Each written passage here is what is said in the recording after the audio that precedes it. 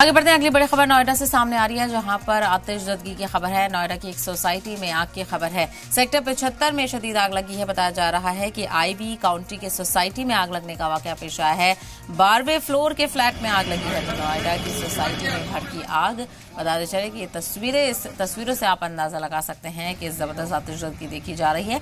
Ivy county ये society बताई जा रही है, जहां पर आग नमोदार हुई है और आग किस वजह से लगी है भी इस बात को लेकर जानकारी का इंतजार किया जा रहा है। तो सेक्टर 75 में ये सोसाइटी है, जहां पर ये जबरदस्त आग आप देख सकते हैं। आईवी काउंटी सोसाइटी है जहां पर ये आग लगी है। 12वां फ्लोर बताया जा रहा है और जबरदस्त धुएं का गुबार आसमान में देखा जा सकता है। और फिलहाल जानी नुकसान को लेकर कोई जानकारी अभी सामने नहीं आई है, लेकिन फायर ब्रिगेड के अमले को जानकारी पहुंचा दी गई है और इंतजार किया जा रहा है। तो सेक्टर 75 में आग लगी है, जहां पर आईवी काउंटी है। उस सोसाइटी के 12वें फ्लोर पर आग लगी है और आग लगने की वजह से अफरा तफरी का माहौल है।